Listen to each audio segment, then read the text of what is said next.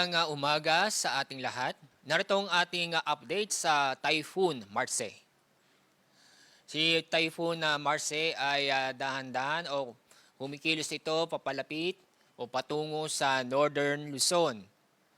Kasalukuyan, ang layo ng sentro ng bagyo ay nasa 345 kilometers silangan ng Tuguegarao City, Cagayan. Napanatili ang lakas ng hangin malapit sa gitna ng bagyo na nasa 140 kilometers per hour at pagbukso ng hangin ay umaabot sa 170 kilometers per hour. Ito ay kikilos sa direksyong west-northwest sa bilis na 15 kilometers per hour. At sa ating sa track at intensity forecast ng bagyo, inaasahan pa rin natin na ito'y kikilos generally westward o pakanluran at dadaan ang sentro ng bagyo sa extreme northern Luzon. Inaasahan pa rin natin na mapanatili ang sa typhoon category si Marse ngayon hanggang paglabas ng Philippine Area of Responsibility. Inaasahan po natin sa araw ng Thursday afternoon hanggang Friday early morning, ang sentro ng bagyo ay maaaring maglandfall o lalapit sa Babuyan Islands o sa northern portion ng mainland Cagayan. Bago maglandfall o dadaan malapit sa Babuyan Islands o Cagayan, inaasahan na aabot siya sa kanyang peak o pinaka-peak intensity ng bagyong Marse bago ito lumapit o maglandfall sa Babuyan Islands o sa Cagayan. Estimated po ng paglabas ng ating Philippine Area of Responsibility ay sa araw ng Friday ng gabi.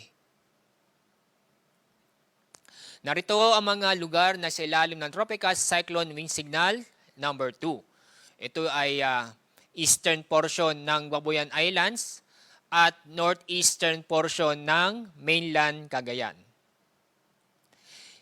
Signal number 1 ay nakataas sa Batanes, sa lalabing bahagi ng Cagayan, kasama ang Babuyan Islands, Ilocos Norte, Ilocos Sur, Apayao, Abra, Kalinga, Mountain Province, Ifugao, northern portion ng Benguet, Isabela, Nueva Vizcaya, Quirino at northern portion ng Aurora.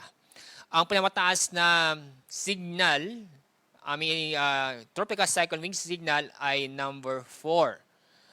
At depende po din yan sa development ng bagyong Marse. Pero sa ngayon, ang pinamataas na signal na aming itataas ay signal number 4. Sa araw na ito, may inaasahan tayo ng pagbukso ng malalakas na hangin sa Ilocos Region, Quezon, Camarines Norte, Camarines Sur, at Catanduanes. Bukas, araw ng Huwebes, may inaasahan din naman pagbukso ng malalakas na hangin sa Ilocos Sur, La Union, Pangasinan, Aurora, Zambales, Quezon, at Catanduanes. Sa araw ng Biyernes, minaasahan pa rin ng pagbukso ng malalakas na hangin ay sa Ilocos Region, Isabela, Aurora at Zambales. Ngayon ay minaasahan tayong matitindi o malalakas na pag-ulan. Nakikita niyo po sa ating mapa ang kulay yellow. Ibig sabihin niyan, minaasahan tayo ngayong araw na moderate to heavy rains sa Cagayan, Batanes, Isabela at Aurora. Bukas, minaasahan tayo na intense hanggang torrential na pag-ulan. Iyon po yung kulay pula. Ang mga lugar na sa ilalim nito ay Cagayan at Apayao. Heavy to intense na pag-ulan, yan ay kulay orange. Ang lugar na sa ilalim nito ay Ilocos Norte at Batanes. Yung kulay yellow, ito yung moderate to heavy rains na inaasahan bukas sa Isabela, Abra, Ilocos Sur, Kalinga at Mountain Province. Sa araw ng Biyernes, may inaasahan pa rin tayo na intense hanggang torrential na pagulan sa Cagayan, Apayao, Ilocos Norte. Heavy to intense na pagulan sa Ilocos Sur, Abra at Batanes. At moderate to heavy rain sa araw ng Biyernes sa Kalinga, La Union, Benguet at Mountain Province. Kaya paalala na patuloy pa rin tayong mag-ingat at maging alerto dahil minaasahan pa rin tayong banta o minaasahan malalakas na pag-ulan na posibleng magdulot ng pagbaha o pagguho ng lupa. Dahil sa bagyo, meron pa rin tayong gale warning.